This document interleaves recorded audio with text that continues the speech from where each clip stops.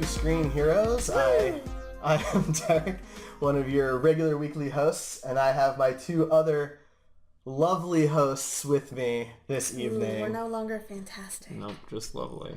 Ryan. Hello. And Ray. Hello. How you guys doing? I'm alright. How are you, boo? I'm doing well. Tonight we're going to be talking about the Justice League and Star Wars The Last Jedi trailers, as well as the premieres of both the Inhumans and The Gifted. Yes. The two new Marvel shows that have hit cable television. Yes.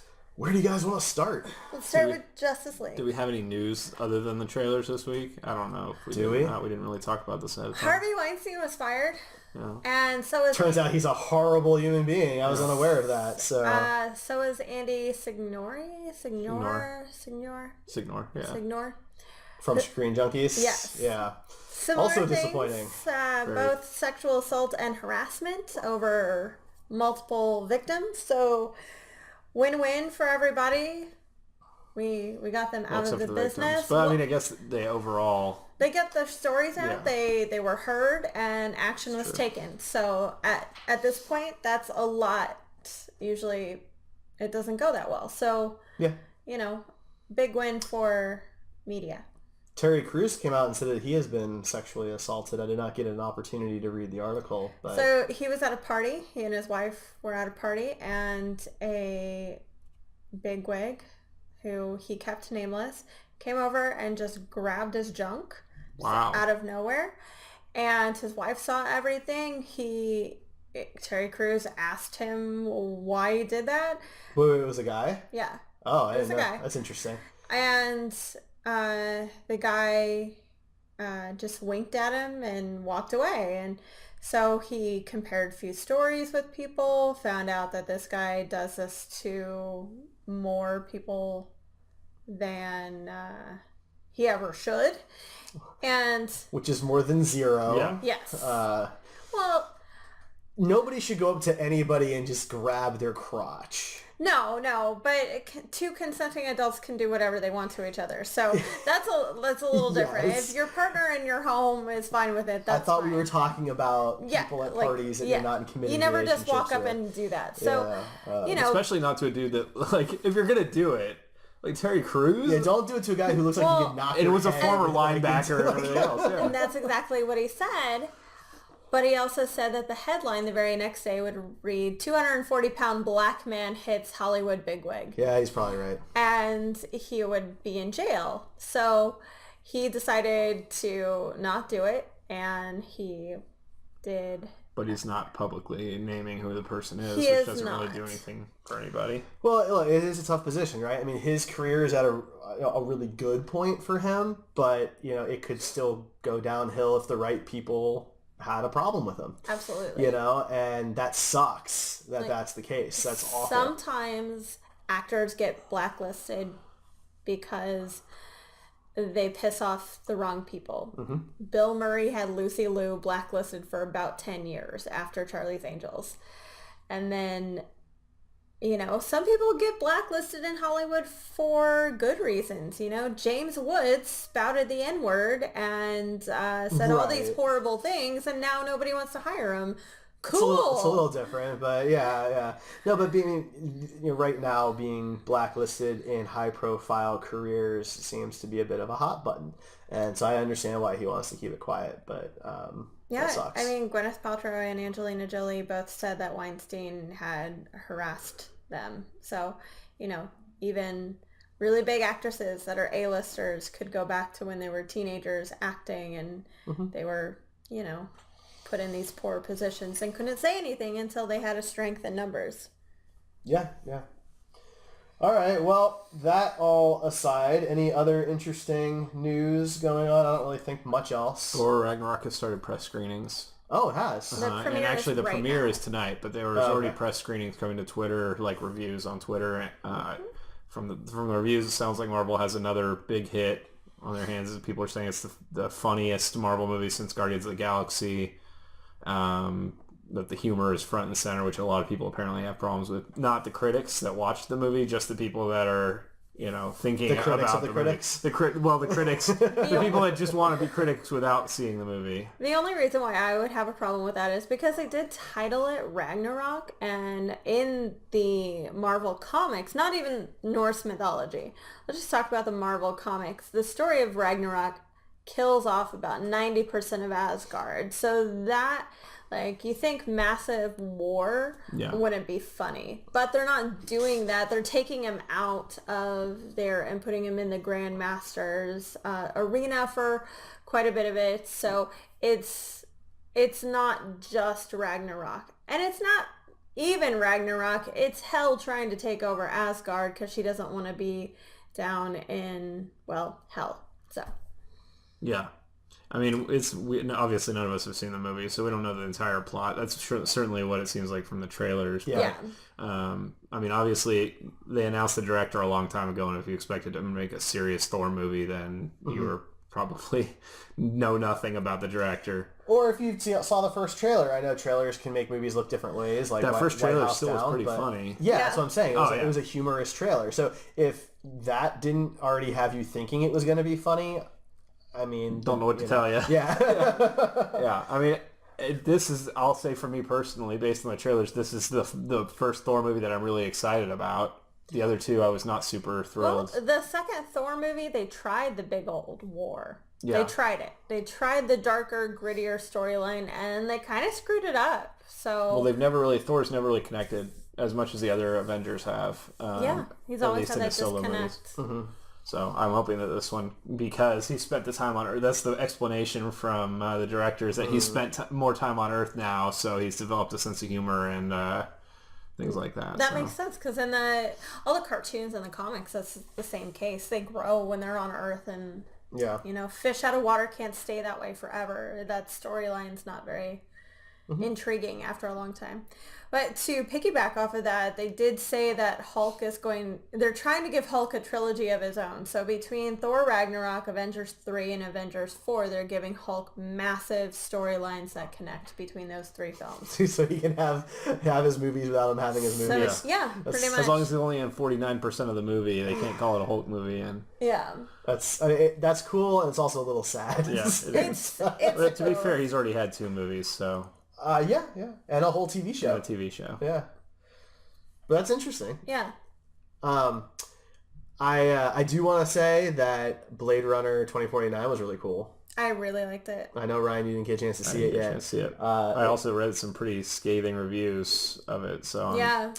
Sure. I mean, look, if you like the original, then I think you'll really like the new one, because the new one is just an updated, faster-paced version of the original. And I actually think it's a bit better. I think you need the original for the story to exist, of course, but I think I thought it was a bit better. That's fair. I really, really, really like the new one a lot. One of the reviews I read was from another special effects artist in Hollywood, and he said that the original was perfect, and it's the only perfect movie he thinks he's ever seen. Whoa. And that this one doesn't hold a candle. Which cut is perfect? I don't know. He didn't specifically say which cut, but I mean, he said that this was way too long. It didn't have any of the magic of the original.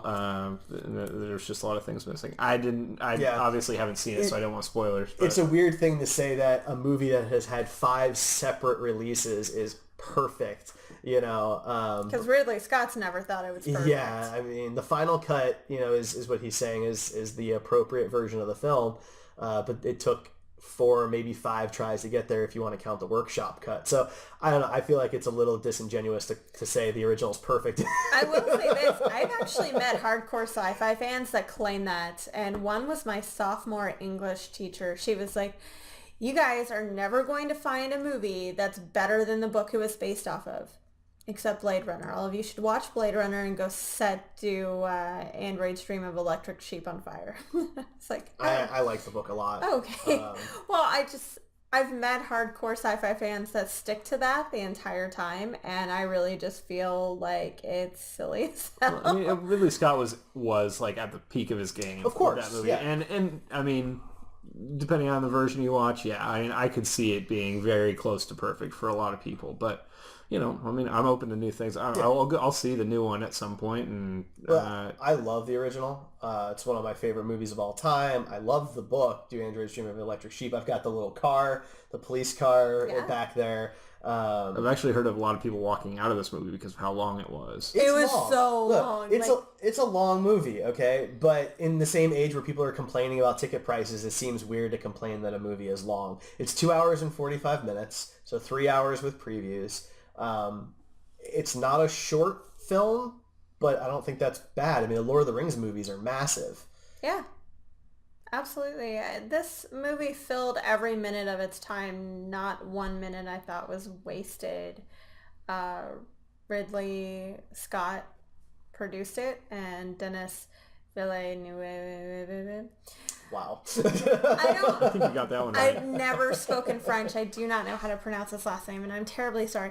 He's a really good director. I loved Arrival. I love this, and I think he's kind of solidified his future in big blockbuster movies. I really think that this movie is going to be the step that other studios are going to use to approach him with a Star Wars or a DC or a Marvel. Since those are the biggest films currently. This film also flopped, basically, on the first weekend. It made over $30 million. I will say that. It did not meet expectations, but the original was a flop, too. Yeah. It was. So, that doesn't really mean much for this particular franchise. Except that in this day and age, if it didn't make $100 million or $90 million at the box office on opening night or on opening weekend, then they're probably not going to make another. Let's talk about that for a second. I don't think there's a need for a third one, just like there was a need for a second one. Right. Maybe even less so. Every movie that they release, they're trying to make it into a sequel or a universe or whatever. So, I mean... I think that's true. I think that's true of most movies. I just don't think that is going to be a problem with this film. I think that this film is... It's slow in the same way as the original is slow, but it's got better action. It's got a more interesting story, in my opinion. The original was boring at times, and I love it. This movie's not boring. But...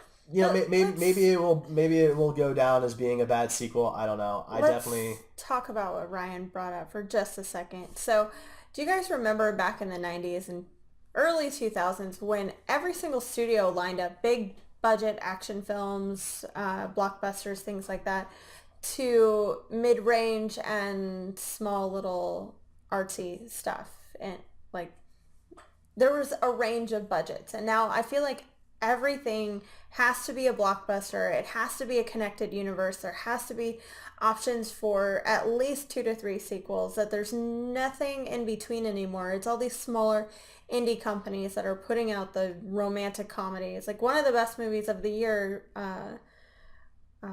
critically has been The Big Sick, and it was just a romantic comedy. There was nothing special about it. It's the same with video games. The bigger companies want the bigger money, and you're not going to make $1 billion off of a small idea, or a new idea. Martin Scorsese, that's pretty much tried and true, more or less. Maybe not an IP that's tried and true, but yeah. Martin Scorsese has Robert De Niro attached for his next film, and every major studio passed on it because it was too risky. Is that the Joker movie? So no. So Netflix optioned to pick it up. When Netflix is picking up your movie and your two biggest names attached to it are De Niro and Scorsese, I feel like that's a problem. Why are you passing on this?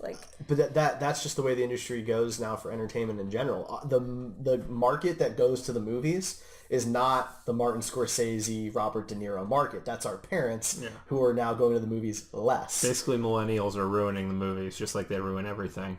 Well, I would say it's also the generation before the millennials too. It's those two generations. The Generation X. Yes, it's Generation X, Y, whatever. Basically, the 13 to 45 demographic that's who goes to the movies more than anybody else, and they want the big stuff. They want the flashy stuff. People go to the theaters for certain kinds of films. There are plenty of movies that I don't want to spend $15 a ticket on because there aren't big special effects. So I'll wait for it to come out and I'll watch it at home, right? But a movie like Thor Ragnarok, I want to see that on the big screen. That's completely fair. Yeah, because people have limited amounts of money. Our problem. We're not killing the films. Millennials aren't doing it. Gen X is not doing it. It's the fact that they raise ticket prices so incredibly high. Like, they've inflated way more than a lot of other things have. It's that combined with the fact that the TVs at home are better. We're not watching these on a 13-inch tube CRT anymore. We're watching them on 65 to 80-inch LED TVs, some of which are curved in 4K and all this kind of stuff that we can stream for $1.99 from Amazon. Hell, some of our friends have projectors. I mean, that's why. We can sit at home, eat our food, have our friends over, sit where we want, pause it if we need to, right? For $2 instead of going out and spending 50. See, I think that to your point of the inflating ticket prices, that's why I think that Movie Pass thing went so crazy viral when they dropped the prices to $10 a month. I mean, that's because that's the price of one movie ticket for most people in most areas. So, you know, like Derek said, he's not going to spend the money to go see a smaller indie film at the theater that's a romantic comedy. But if he's paying $10 a month for unlimited movies, then that would be more feasible, that he might be able to find the 2 hours in his schedule to go do it and not spend anything extra on it. So. Yeah, you're absolutely right. I'm still planning on trying that thing out. Yes. Yeah. They're shipping the cards out. AMC is trying to put a stop to it for their theater chain. Yeah, they can't. The way it works, I don't see a way that it works. Well, they've... Because it uses a credit card. Like, you can't... They can no longer accept MasterCard. That would do a pretty big damage to the business. That would. MasterCard has the cheapest fees of all credit cards. The question really comes down to who would be less happy about that, AMC or MasterCard. Yeah. Right? I mean, I don't know. But I understand it, right? Because if we see a movie in Dolby at our theater, it's 15 and change a ticket. So even if the Movie Pass was $20 a month, which it's not, it's 10. But if it was $20 a month, I'd only have to see 2 movies a month. But the point of the Movie Pass thing is to fill the seats that aren't going to be filled anyway. And those people might buy popcorn, might buy other things. So it's not like there's no benefit to the theater. I do understand that. I do. But I do understand why I don't think it's sustainable either. It's why Netflix basically reports a loss every quarter, right? Yeah, it's $10 a month, and that sounds great for all of us. But I mean, the business plan is not something over here. You know, No, whether Movie Pass is gonna be a long term thing or not. But right now, I mean, for $10 a month, that's if you're a movie aficionado, then I mean, that seems like it's a pretty good deal. Maybe they'll die out. Maybe they'll be able to negotiate better prices on the tickets. But I just think if AMC, Cinemark, and B&B get together, and maybe Phoenix, and decide they're not accepting MasterCard. Then I think that's going to go away real quick. I mean, except that they're not going to do that. That would be stupid. If it was a collective agreement. Yeah, but they're not. They're going to lose so much money. We'll see what rules out over here, fans or corporations. So let's move on. Let's talk Justice League trailer. What did you guys think? I thought it was fine. I actually think I prefer the previous trailer more. This one didn't seem quite as coherent, if that makes sense. I appreciate the Clark stuff. That was a great way to have Superman in the trailer without saying Superman is in the trailer. You know? Absolutely. Because there apparently are still some people out there that think that he's really dead and not coming back. I talked to one today. It's only the people that Jason Momoa personally yells at. Yeah. To be fair, I mean, we don't know that he'll absolutely be back in this movie. Yes, I mean, we do. Come on, he'll be back in the movie. Yeah. It's ridiculous, guys. Yeah. It's so funny. In fact, I just want to I forget who it was, so I apologize if I'm not name dropping the person. But somebody was posting a picture of some Justice League stuff that was at a store, and it was a Pez set of Justice League, and it was Kenneth. Okay, and it was everybody, including Superman, but not Wonder Woman. That sounds about right. We're back to that again. Sounds about right. The guy who's in zero of the marketing for the film is replacing the person who's the lead in the marketing for the film. Yeah, that totally makes sense. Like, whose decision was that? That made me kind of Somebody pointed out something chuckle. really cool, that the first Justice League trailer started with Batman, the second one started with Wonder Woman, and the third one starts with Superman. And so, like, Trinity. Yeah. I didn't notice that. Yeah. Totally didn't Somebody notice that. pointed it out to me. I didn't notice it. As the DC fanboy, totally missed that altogether. It's really cool. Like, the scenes look a lot of fun. They brightened up this trailer a lot. There was a lot of reds and oranges as opposed to the blacks and blues. So that was really visually pretty. And I'm excited for the film. Every day that goes by, I'm more excited for Justice League. I get less and less excited about Marvel because they can do good stuff. I've seen them do good stuff. Well, they also come out with 3 movies a year. That's how true. many does DC come out? Yeah. It's oversaturation in my opinion. Like, oh, gonna see the new Marvel chapter this week. Like now you're just so invested in Marvel, you feel like you have to see it. It's almost an obligation, you know? Well, we're so close to Thanos finally doing something. Yeah. I feel like it's been decades. It has. It's been a decade next year. So, yeah, it's totally different, right? But at this point for the DC EU, I mean, it's really 2 movies, 3 movies. This is kind the of? 3. No, This will be the 4th. I mean, Suicide Squad There's is Man of like, Steel, Suicide Squad, BVS, and Wonder Woman. So this is right. number This will be 5. 5th, Yeah, I know. It's just like those aren't. Suicide Squad is tangential. Yeah, you know, absolutely. and, They're not super connected. Yeah. And I appreciate that. Man of Steel was more of retconned into it in BVS. You know, so that's all I meant. Whereas, Marvel at this point we've had how many? 17. Oh god, I've lost count. Plus all Or TV shows, store plus all 17. the, So anyway, yeah. So that we're just kind of like on a cycle with Marvel. We're like, oh yeah, the next Marvel movie's coming out. You know. Yeah. So yeah, I would say At this point, the Marvel movie happens about as often as my period, so like I can just count on it. I'm not sure that math holds up, but Between a new TV show, we don't want to know what kind of birth control she's on, Derek. That would reduce her period I'm on to the 3 times a year. Marvel. Yeah, on the Marvel birth control. yeah. I mean, no market is untapped by That's Disney. right. One of the pills looks like Captain America. One looks like Mjolnir. Oh, I love it. I really liked the trailer. It was nice for me seeing some of the more polished effects because there were a lot of scenes. For example, one thing I had a major problem with, I don't know if you guys remember way back when the first trailer came out, was the way Cyborg looked. Actually, that was not even a trailer. That was like the behind the scenes like featurette or whatever that they showed. Yeah, exactly. Because I thought he looked like Megatron, like his armor was constantly moving and doing this stuff. And now he has like more solid plates in the scenes where he had all those little mechanical things. And so they're going with a more traditional look, it looks like. And I'm much more excited about that because I hated the way he looked. A lot more red, like you were saying. Like there's scenes where it was literally Wonder Woman in the middle of a street. Like I think when Batman's like speeding away and the thing, and she like lands on the ground. And before in the last trailer, it was just like bright, and everything. And now it's red and doom and everything all around it. And it looks like this whole city's been now destroyed. Whereas before it looked like maybe a few blocks were torn up, but overall pretty good. The scale seems to be unknown at this point. Between the 2 trailers, it's hard to predict. It's either completely destroyed the entire Earth or somebody had a couple bad days in there, But like, it seems to be the go-to to have all these heroes come together to fight like a innumerable amount of force, I guess. Faceless, nameless, just beings. parademons. But the parademons have been in comics before. Sure.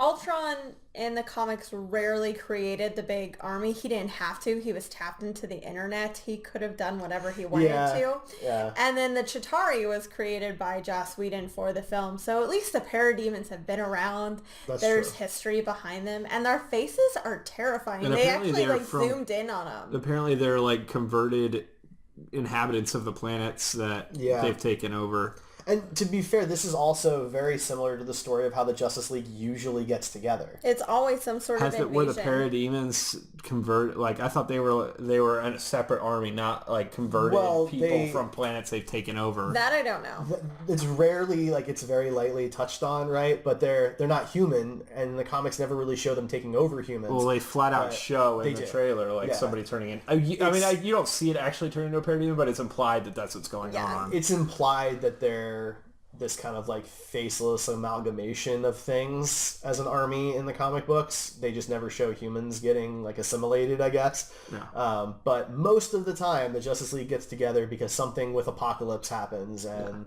there's a bunch of parademons. It's usually how it happens.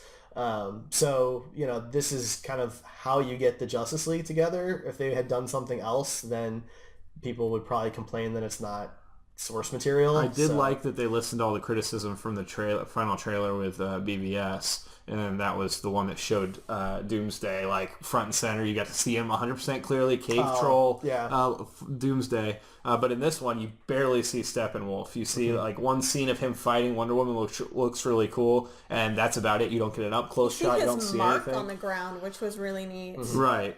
So I thought that was really great because that was one of my big criticisms of the trailers of BVS was that it gave away the villain right there. You see that it's Doomsday. You see exactly what he looks like. There's zero mystery. In this one, you see a lot of parademons die, but then you see Steppenwolf beating the crap out of, these super powerful people that are very powerful. So that was good, I thought. So we're pushing halfway Jedi. point here. Yeah, so let's talk Star Wars. I know people are freaking out about spoilers. I don't really think that there was much in there that was spoilery. Some people think they revealed too much. Other people... I don't think they revealed too much, but I think it was pretty spoilery. If you want to go in cold, then there's a lot of stuff in there that, See, but trailers get cut to say whatever you want them to say, I'm right? sure So, 80% of it is red herrings, but if even 20% of it is accurate, then, but you don't know, right? Absolutely. So going into it, nothing is spoiled because you don't know unless you were right on the guess. If you're guessing, but you... As a newbie to Star Wars, can you guys explain to me why Kylo Ren's scar is now neoprene and not skin? It was explained by Rain Johnson that it did not look right previously. That was the scar's location. Not the why it material. physically... I'm sure they'll explain that. I don't know that that's been like something that they've touched on. Okay. But the problem with the scar before that he's talking about was like there was a scar that went like across the bridge of his nose, and because of the shape of the actor's nose, it didn't look right. But the scar across the eye. I think this one, there's like one on his cheek that goes a different angle that I think you're talking about. I don't think that's the same scar. I think maybe it is. But it's like underneath on his cheekbone, whereas the other one they like cut it to be on his eye or something. So unless it's just a huge scar that goes all the way across the entire face, maybe it is. I don't know. But that black spot doesn't go across his eye or anything. Question number 2: Are they gonna make Rey and Kylo get together? Because I hate that. No. That was completely a red herring. Yeah. Maybe they are. One thing I said before The Force Awakens, after we saw Force Awakens, I thought it would be really cool if Rey went to the dark side and that Kylo came to the light side, and it was kind of a weird reversal from what everybody expected. They kind of implied, something like that with this, but I think that was a total red herring. I don't think Disney would ever do that, but I'd be all about it if they switched roles. Reylo. That'd be neat. No, I don't want them to be a couple because they're siblings, so that would be weird, but... Okay, question 3. Have they made the crystalline fox toy yet? And where can I get it? No, but there's plenty of porgs out there for you to get. I have a porg. I want a crystal fox now. I feel left out because I didn't notice it when I watched the trailer at all. It was a super obvious thing, too. I guess it just didn't connect with me on the same level as some of the other stuff in the trailer. There was a lot of Pokemon in this trailer. I have a similar opinion for this trailer that I did with the Justice League one, where I feel like the previous trailer was better. I feel like this trailer just showed you a bunch of stuff with no real context. And I'm fine with that, to be honest. But it's just images of stuff. And that's just it. Like, a trailer nowadays, it doesn't have to tell a story. It has to get you psyched so you spend your money. And that's what it did. It's really pretty. So what I'm saying for me, this trailer did not get me as interested as the previous So you're not going to go see it? That's not what I said. Oh, okay. So I guess they weren't trying to get you to. Well, I guess I'm not the target market. No, you're not. Derek wants a small miniature story. Like, he just wants a tiny little logical... I just think that the first trailer they did for Star Wars had a narrative to it. That's fair. Okay? And from an emotional level... I felt more involved in it when, at the very end of the trailer when the music gets all dark and intense and they show the Last Jedi in red and all that. Like, that was, like, cool, intense moment. And in this one, I felt like it was just, like, someone scrolling through a giant gallery of photos from the set. See, I disagree because I think basically you get kind of a mini story with Luke in this one. You see, him talking to Rey and saying, I've only seen this power once before and I wasn't scared then, but I'm scared now. And then you see his hand rising out of burned down rubble of a building, which we assume is a Jedi temple, and pulling himself out of it. I mean, that was pretty... No, I get that they're trying to set it up so Rey and Kylo are like both super powered, Force users. Yeah, well, they're both from bloodlines that are, which, I mean, is powerful. fine.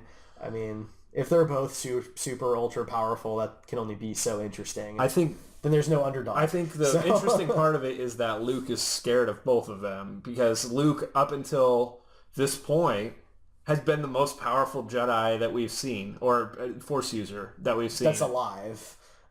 I mean, who have we seen that's more powerful than Luke? Because, I mean, at this point, we assume Luke's been, in the prequel trilogy, excuse me. Like Mace Windu and Yoda. You think that Mace Windu and Yoda are more powerful Jedi than Luke is? I mean, think that in canon, because the EU is not a thing anymore, right? That in canon... Maybe I'm putting some of that in myself. You might be, but I think if you take just the movies, the TV shows, etc., right? If you were to take them both out of time and put them, together, Mace Windu and Yoda, I think, are more powerful than Luke. So you think Mace and Windu and Yoda would have been able to go and defeat Darth Vader and the Emperor? Not the time. All right, fine. Well, let's move on then, because we are over our halfway point here. We have to start talking about the Inhumans and the Gifted. So both premiered within the last couple of weeks. So, if you haven't seen them, go watch them. They're both on Hulu, so you can check that out. We are only talking about the premiere episodes. It is. Man, why am I torrenting it? Yeah. Yes, it is. They are both on Hulu. They're both on Hulu. We are only discussing the premieres. First episode. So there will be spoilers for the first episodes, but not the other episodes. Technically, the premieres of Inhumans was 2 episodes. It was, yes. Yeah, they on the both same premiered night, on the same night. They aired both. Oh, we only watched one. That's fine. Oh. It's fine. Hulu didn't really denote that, so I didn't know. Okay. Anyway, one did you guys... It's kind of a shame because the second episode was better than the first one. That's so fine. I mean, it seemed like it was more of a continuous story for me through those first two episodes, but you guys didn't know, so it's... Which one did you guys like better? Gifted. Yeah, I mean, gosh. Yeah. I talked about Inhumans last week. A little bit, A little bit. And, I mean, there were some appealing things to me about it, and, maybe a more nostalgic type feeling that I got from it. But I think Gifted, I mean, looks like it's a better show. It's got better, writing and better, more interesting characters at this point. I mean, it's a better show for sure. I'm probably more interested personally in Inhumans because I like the characters, but I think the Inhumans had a harder thing to pull off because, at least for the first episode, it really doesn't take place on Earth. So they had to build all these sets, make it look like it's alien. They have to wear non-normal clothes, versus in the Gifted, where they're basically regular people in our world, in our time, driving cars like ours, right? So the special effects are only when they use their powers, or if a particular mutant happens to look different. Right. Versus in Humans, everybody has to wear weird stuff with strange buildings and beautiful stuff because they're king and queen, and many of them look like aliens, or exactly. So I just feel like even if they had the same budget, Inhumans would have had more work to do. Yeah, definitely. Just to be fair.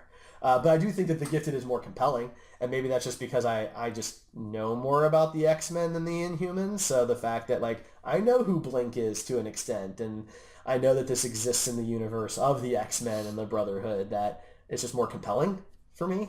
Blink has been on Days of Future Past before. We've already seen her. I personally like the Days of Future Past look a lot better than Jamie Chung's look. I really feel like they screwed up with the contacts in Jamie Chung's eyes. She's such a beautiful actress that those contacts look like lime green jello in her face, and that's unappealing. Everything else about Blink is really good. I like that they got her pretty close to the beginning of her manifestation, so she can't control them as well as she could in Days of Future Past. So that was nice. Lorna Dane Polaris is Magneto's daughter, Quicksilver and Scarlet Witch's younger sister. The one who gets arrested? Yes, okay. She was arrested. Yeah, she was cool. That was probably the one I thought was the coolest of all of them. Had the coolest looking powers and stuff like that. I thought, she was the one that started raging and throwing cops. Yeah, I was like, this is great. I love that character. She was good. I mean, her powers are cool, but they're also kind of familiar, which I liked, yes. Right? You're not just totally thrown into the unknown. It's Magneto powers, because that's, his daughter. Yeah, and Warpath was in A Days of Future Past as well. His older brother, Thunderbird, is in this show. So we could have another connection right there. That's cool. And then Eclipse is the leader of the Rogue X-Men. Rogue. Wait, don't say Rogue. Now I'm confused. Oh no. The rebel X-Men. I did not see Anna Paquin in this, okay? But you did see her husband, Stephen Moyer, who plays Reed Strucker. Weird. It's all a circle. His powers were cool. I like that, like, he doesn't just shoot light out. He's filled with light. Yeah. Yeah, that was weird. I didn't really know, like, he's filled with light, so he doesn't have any organs or anything. Well, they're just really bright. Maybe they all emit light? Yeah, maybe maybe every one of them does that. I mean, I don't know, right? It does beg the question, what's special about his skin cells versus the rest of the cells in his body that they can control and suppress that? I don't know. Maybe they'll explain. But I thought it was cool when he got shot, like, you know, the light's like shining out through the wound and things like that. So the Struckers are all new characters. They were all And the created. parents are awful. The parents are very bad. Now, Stephen Moyer and Amy Acker are great television actors. They've been in a ton of TV shows beforehand, but they are terrible people. She is dumb and he is dumb. And The characters are terrible. yes. They're the worst part of the show. For sure. So far, without a question. The fact that somehow they're shocked that their mutant kids wouldn't tell their own parents who persecute mutants as a living that they are, it's ridiculous. Those two mutants they're not comic book characters. They're not somebody from the They comic could books. be based off of characters. I thought the one but that could like make the crystalline things looked cool. That was Absolutely. neat. That was a neat power. Very visual power. I mean, she's basically the invisible girl without the invisibility. She's got the force she can field make thing. force fields, yeah. And that's really cool. They did a good job like making it look and like where it's I don't know hexagons or whatever all Absolutely. you know like a beehive basically. It looked really neat. I liked that. It's nice to have visual powers for a TV show. It's tough for like the other kid that's like I can just make things shake and or what, how far does it go? We don't know. Quake. Quake, which is already in the MCU, so that was kind of weird for me. It's like we already have this character, except she's way more powerful. Yes. But I got nothing there. So I think that The Gifted does a better job of making me interested in the lead characters. I agree. I'm very curious to see what happens with these kids, where they end up. I want to follow these other mutants in the underground and see what they're doing and find out what happened to the X-Men, because this is supposed to take place between the final end of Days of Future Past and Logan. Yes. This takes place somewhere between those two timelines. So I would like to know, like, is this the event that they reference in Logan where Professor X, basically wipes out most of the mutants? Is that what they're talking about, or is this a different event? I'll be very interested to know that. So they've confirmed that this is in the X-Men universe? It is. Okay. Yeah. So much so that they're trying to get a Professor X to cameo on the show. Seems unlikely. But it does. I don't know. I mean, they want to do the same. Patrick Stewart does TV. Did Legion get a second season? No. As far as I know, it has. I haven't heard anything about it getting a second season. Fair enough. That's what they wanted to do with Legion, is get Patrick Stewart on. Because Legion is also in this universe. So it's different timeline. I had to stop Legion. We didn't finish it. It was way too. I had to be too focused on it. If I took my face away for 2 seconds, then I was completely lost. Yeah, that's fair. So I couldn't do it. Was there anything you thought Inhumans did better than Gifted? I think Inhumans has overall potential for greatness. Wrong. The correct answer was more puppies. Well, I thought we were connected on that, Rachel. There's an equal number of puppies. Yeah, but okay. They each have one puppy is huge. And teleports. And does a little playing thing. You don't know that the other dog can't do those things. I think Inhumans has a better roster of actors in the mix. I think they're acting poor material at this point. It needs to be refined. So you get better stuff to act. You get with good actors, you get a better show. To be fair, pilots are always like there's very rarely a good pilot. We're comparing apples to apples here, that's true. Right? They're both premieres, but keep in mind that Inhumans does have the advantage of the actors mostly being older characters and more veteran actors because of that, including one from Game of Thrones, which is Whereas The Gifted is mainly focusing on kids and younger adults, which means that those have to be less experienced actors just by the numbers. So I don't want to give them too much credit for having stronger actors simply because they needed older people. I think that Inhumans was just more visually interesting, but again, that's because it takes place on the moon for the Except most now part. it doesn't. Except now it doesn't, right? So like that's the thing. So after the first episode, Inhumans immediately loses the one thing that made it more interesting than the Gifted, because now they both take place on Earth and the Gifted seems more compelling. I really wanted to know more about the caste system. Caste systems always... That did seem pretty interesting, and they didn't really... I don't think they're going to go back to that. They just glossed over that. Like, because your powers aren't as visual, or your mutation isn't as beautiful, or whatever, you're stuck working in mines. Like, that is something I want to learn about. That was cool. And then also, like, the Terrigenesis process that they, like, every teenager gets put... Like, I thought that was cool, you know? I thought... with the one chick coming out would be able to do the thing with the wings was neat, you know? And then the other guy... He's a prophet that speaks in poems. But he didn't think he got any powers. Yeah. And, you know, so that was, you know, interesting. Yeah, it doesn't quite work for me. A good example is the King. Yeah. What happened when he got his powers for the first time and tried to talk? That's when he killed his parents? Yes. Because nobody else was around. It looked like that was at home. I mean, I'm pretty sure they said that, and that's why... Okay, because the scene is totally in, like, their living room. So the scene is bad then, if that's what that's supposed to be. But, I mean, so you're telling me that this poor kid, like, walks out of this tube, he had no choice in going in, and immediately kills his parents? Like, maybe at that point they hadn't started doing the, like, official, like, Terrigenesis process for all the people yet, like, making a ceremony. I mean, maybe, but it doesn't look like they had any safeguards, right? Because, you know, they weren't expecting a person to come out and be able to blow people away with their voice. Hang on, but with the two new characters that we saw, the boy and the girl, right? There weren't any safeguards. There were no for that. safeguards for them, right? They already know that at least their king can destroy people instantly, right? By just speaking like a word. So how would they not know that one of them could accidentally kill everybody in that room? That's a really good point. That's fair. Really good. Just by straight odds, that should happen. So we should talk a little bit about some of the makeup and design on some of the characters, because it's definitely a more visual show, to be honest. Fine, I wanted to talk about the caste system that you brought up. But well, they don't explore that, so I mean, we'd just be talking about how we wish they explored it more. Yeah. And I mean, that's pretty much the long and the short of it. In case you're just not interested in that, I mean, I guess you might not. Fair be enough. interested in Fair that. enough. But so for the makeup and visual effects, I was a little disappointed in a lot of it because Agents of S.H.I.E.L.D., I know you guys don't watch it, but no, you're good.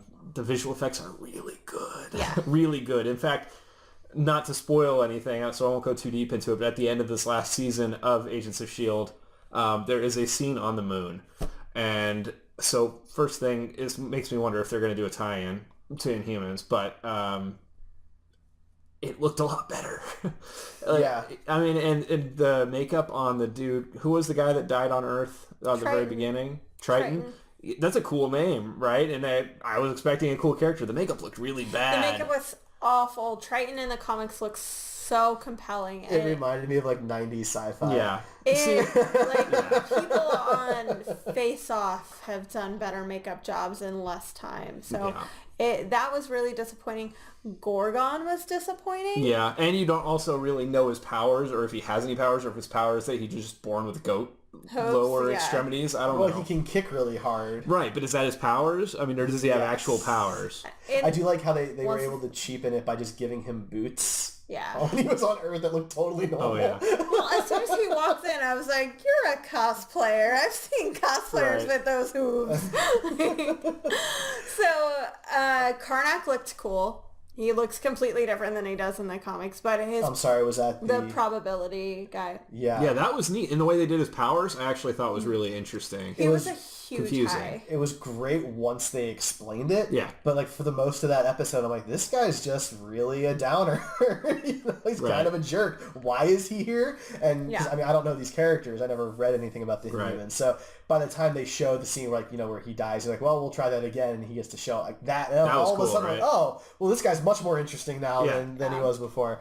Possibly the most interesting power set of anybody on the show right now. Yeah, that is one of the most creative power sets I've ever seen in comics or movies or anything like that. That's just really, really cool. I do think Black Bolt is pretty cool too, and Medusa. Actually, like a lot of the royal family in the comic books is pretty cool. And even in the show, I thought they have potential. Yeah, I stand by the fact that I think Black Bolt, if he's given better material, he's doing a good job, and the guy looks the part. I wish he would get a count. Same with Medusa. She's her actress. Surrender Swan I know is you guys pretty good, actually. only got to see the first episode. She gets a lot better in the second episode. Once she's on Earth. Yeah. Medusa herself, Surrender Swan, was not my problem. I thought she acted very well. And the hair went back and forth for me. That love scene in the very That was first great. part. Yeah, I did like that. That was great. Yeah. That was really well edited. Derek looks over at me and he's like, that was hot. I was like, I know. Yeah, why not? But I will say that when she fights Maximus and the guards, it was bad. it wasn't as good. But it And he's makes just sense wearing the though wig because normally. they kind of just like they cut it all off. So like. Yeah. Why spend so much time making it look really good if it's not going to be an effect that's used? Because all you're not that going to much? need it for the rest of the season. So You spend know, the That's at least for a the couple of worst episodes, part right? Like, is- if in episode 2 or 3 she has her hair back, I'm going to be really annoyed. Maybe that's a part of her power. She Then can why grow would her she have hair been so quickly. upset when they cut it off? Because now she has no way to defend Okay, herself. so For like 2 days? Yeah, when the whole place is being taken over. a director a long time ago said that when somebody wants to be forcibly like roughed up or something like that, when they want to simulate rape, they'll cut off a woman's hair in the film. That's why the V for Vendetta scene is always really intense too, because it's against their will. And I guess I just take the two differently because absolutely. Natalie Portman's character didn't have any superpowers in her hair. So The coolest part about Medusa is obviously her hair because her outfit sucks.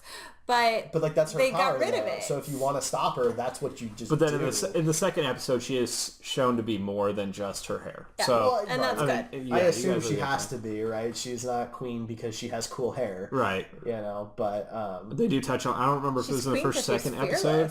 fearless. So you guys may not have seen it yet. But they do go into kind of like her and Black Bolt's first meeting and like. Yeah. how I did that that in the all- first Okay, episode. I didn't know. Yeah. I couldn't remember if a that was little the first bit episode anyway. or I'm not. not sure how much farther they go. But I liked that part. I liked that the flashbacks were small and minimal and they went from like scene to scene to scene. It flowed really well. It wasn't like the Arrow flashbacks where, you know, there's a commercial break and you're on the island. Commercial break, you're in Star City. Commercial break, They you're on did the get island. better about that, but it's Yeah. still.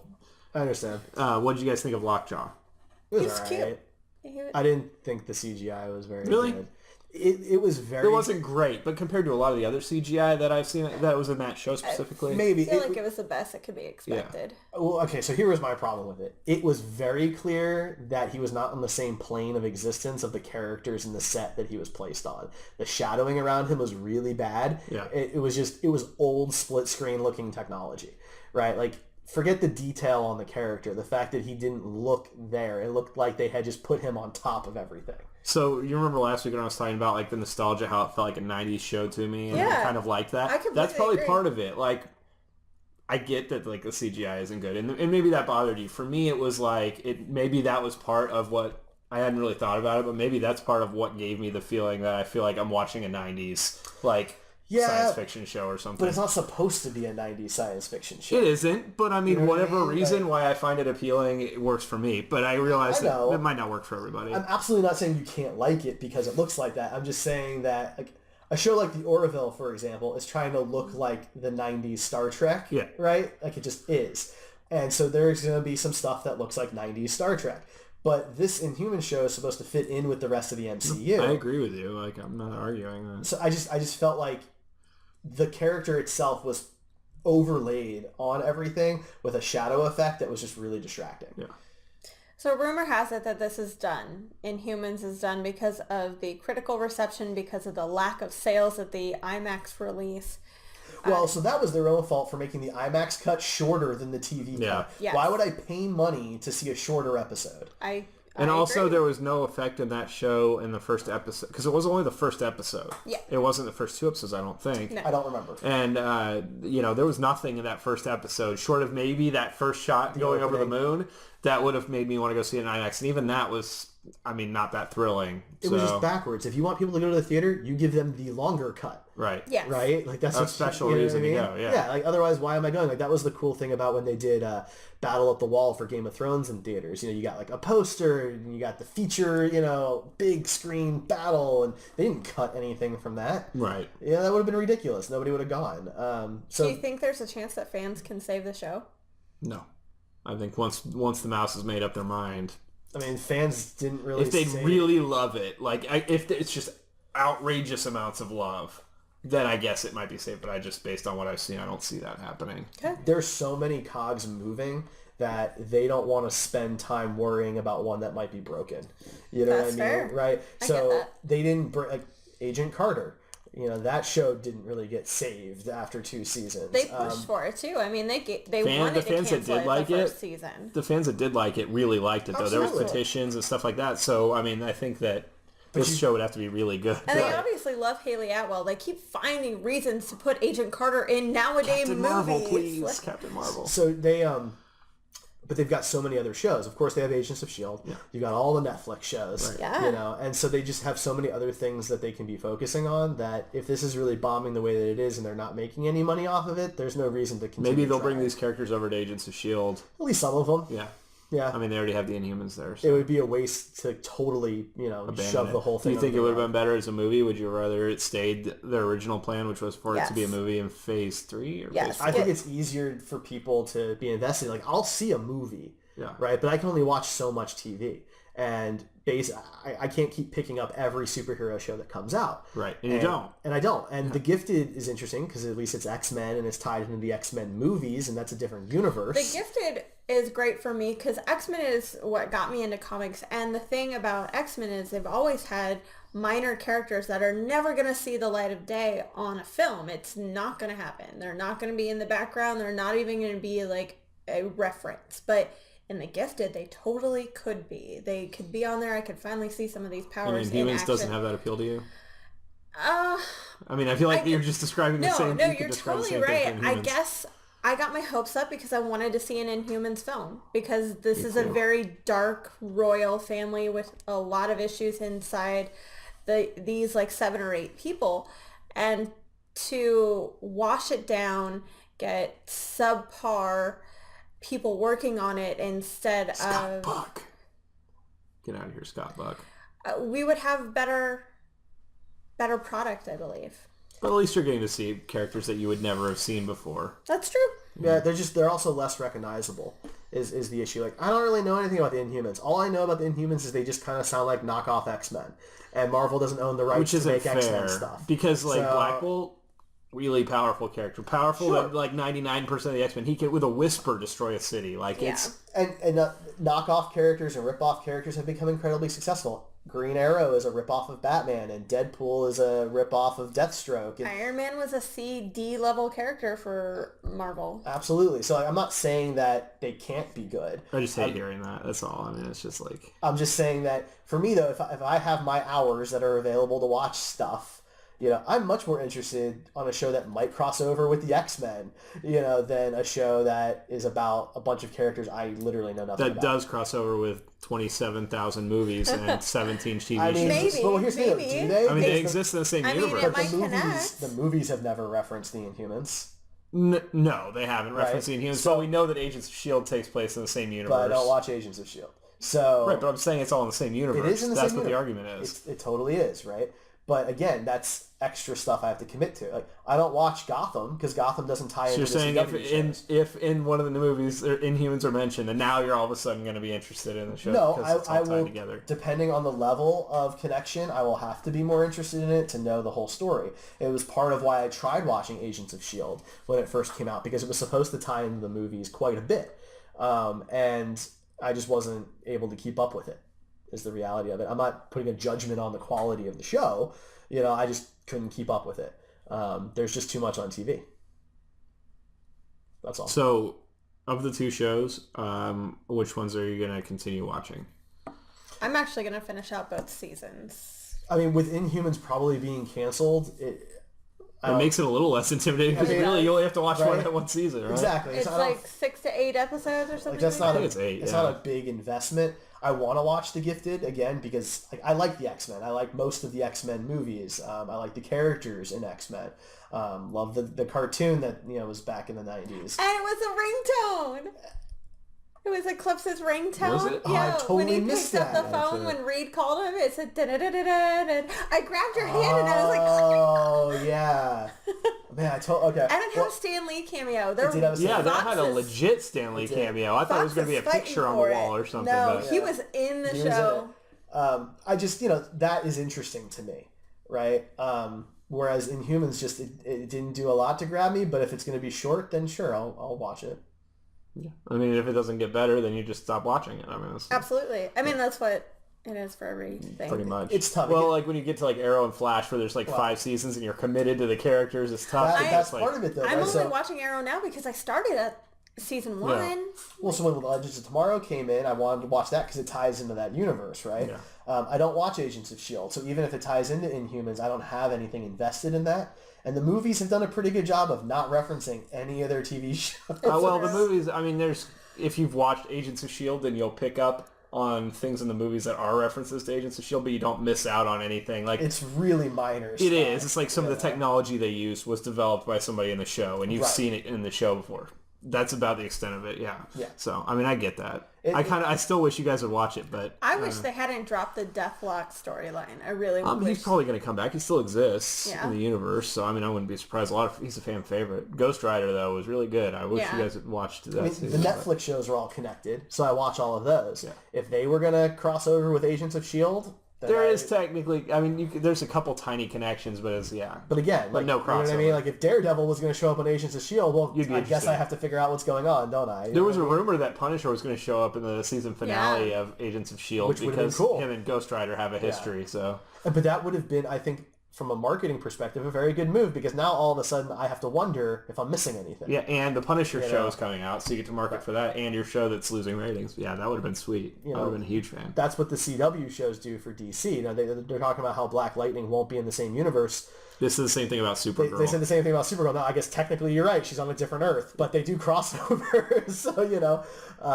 I feel like I have to keep up on all of them just to make sure I don't miss any of those crossovers. So that's really it for us. Like the upcoming fall TV, our CW shows are back this week, next week, and the week after. I'm watching Gotham, which started up a few weeks back, and then Agents of S.H.I.E.L.D. starts in December, I think they said. Yeah. So. And the CW shows start this week. Not Black Lightning, but that's a Black winter Lightning. show. Yeah, it starts in January. But the others are all back. Yeah. So, yeah, I mean, there's a lot to watch on TV. We got a bunch of movies, of course, still coming out. 3 massive blockbusters still have to come out this year. Punisher, Stranger Things starts up in the start up. next... I mean, Stranger Things happens at the end of this month. Punisher, the release date is iffy at this point, what with the massacre in Las Vegas. But we know we're getting it before the end of 2017, so yeah, we'll realistically, they canceled the panel, but they might not actually be pushing the show back. Right. It may have been planning like a mid-November release from the beginning. I thought it was supposed to be mid-November. I thought it was so supposed to too. be after Thor anyway. Yeah. So that way everyone goes sees Thor, and then they can watch The Punisher. Yeah, You know, I thought so too. makes sense. What else? Anything else, guys? You want to say any final thoughts on The Gifted or Inhumans? The 8% on Rotten Tomatoes is inaccurate. It's not fair, great, fair. but it's you know, it's fine. If you really like the characters and you just want to see them in live action, it's worth watching. But honestly, though, I can't imagine anything having an 8% unless it was like a sympathetic Ku Klux Klan film. Like that's The Room with Tommy Wiseau. I mean, see now everybody loves that film. Most so- pilots are not because it's particular. good though. Most pilots are not particularly good. Most pilots are not good representations of the rest of the show. Yeah. Absolutely. There's a few exceptions, right? There's always a few exceptions. We were talking earlier. I think The Flash had a pretty good premiere, but most shows are iffy when they start off. You know, a lot of cast members end up getting changed, and sets get changed, and different things like that. Looks get changed, makeup change. Anybody who's a Trekkie should know that. You know that the first episode's gonna not be so great usually. So you know, if you at all found Inhumans or The Gifted interesting, you might as well give them a chance. Yeah. You know, Give them a couple episodes at least to see if Yeah. it's any good. Yeah, I try and give a show a full season. I really do. And to be That's very completely generous. honest, Marvel has had great films, good films, and okay films. So it's about time they kind of have a bomb. You know, it makes sense to drop the ball once in a while. So Firefest. yeah. I'm just not sure it's. Same showrunner. Coincidence? No, I don't think so. I'm not sure it's fair to call it a bomb. I think that the critics are being overly critical of the show. That's fair. I think that once there was some backlash about the IMAX run being a shorter cut than TV and people were having negative buzz, it became the cool thing to do to Just like slam the BBS. show. Just like that, right? As soon as the critics hear that it'll be it'll be good for clicks on their article to slam it, they'll slam it. Yes. Right? And that's why you're not going to see that on certain things, but you'll see it on stuff like this. There was bad buzz that had nothing to do with the quality of the show at all. Yeah. You know, that got people interested on the slam train. And that's what happened. And it's a shame. I bet that's a porn. It happens to shows more often than it really should. I agree. You know, a network like, for example, Fox decides they're going to cancel a show like Almost Human. And when they decide they're going to cancel it, they'll reorder the episodes, and all of a sudden it doesn't make any sense. And so people get confused and stop watching it. Oh, the ratings went down. Like, you can destroy a show, you know, with things that are not the show itself. Absolutely. So. Studios do that all the time. All right, so join us next week. We are talking Jim Henson films, particularly the directed ones. So we'll maybe mention others, but we're going to really focus on the ones that he developed. TV show talk too. Absolutely, because he did TV direction as well. Of course, you can find us all on different sites. He's a Star Trek dude. He's Buster Props. I am Siren Ray. Together, we all have a Patreon for Wonder Twin Powers. Oh, Form of an ice gondola. That's the best form you could come up with, Derek. We all have a Patreon. You can give us your money. Yeah, all of it, please. all of it. We do have an announcement to make, though. Oh gosh. We do. Yes. I didn't know we had an announcement. I didn't either. He didn't tell us. I told you both about it earlier today in our host Oh, I chat. don't look at that. We have a contest starting tomorrow, which is the day this show comes out if you're not watching us live. So on Wednesday, October 11th, we are starting our Facebook contest for a pair of 3-day passes to Kansas City Comic-Con. We want to know what lengths you'll go to get those. You tell us the craziest thing you would do. That is not what the contest is. Oh, my bad. I thought that was No, but you can still go post that on her page. If you want to let Siren Ray know, you can. But no, go to facebook.com/heroespodcasts tomorrow midday for when the contest begins and is posted. And there will be a post, and you will need to like and share that post, and then comment with the number one thing you are most excited to get a chance to see and or do at Kansas City Comic-Con if you were selected to win these tickets. And as always, Derek, if they give us a star rating on iTunes, you give out $1 for every star they give us, right? I do not. Personally PayPal from Derek's personal PayPal. The winner of the contest will be announced at a later date. We have not quite decided the end date yet. October 24th on our fan cast for Watchmen. Okay, there you go. 2-week-long contest. You guys can do this. 2-week-long contest gives everybody 3 weeks before the convention. Yes. So go check that out, facebook.com/heroespodcasts. You can find all of our other stuff at Heroes Podcasts on Twitter, Instagram, Twitch, and Tumblr. We're also... And YouTube. Well, YouTube, you have to go to heroespodcast.com and click on the YouTube link. That's fine. We do not have a vanity URL. So like, share, and subscribe our stuff. do it. Go to patreon.com/heroespodcast to check out our new monthly video series. Our first video is still patrons only, and it is a really awesome scene from the Quentin Tarantino film Pulp Fiction. We've got another one coming up that's going to remain secret, but it involves all three of us. If you want early access to those and for some fun behind-the-scenes stuff, go to patreon.com/heroespodcast and become a patron today. These two may or may not be naked. Probably not. Maybe. I mean, if I'm off camera, you never know. So, thanks for tuning in, everybody. We will catch you guys next week.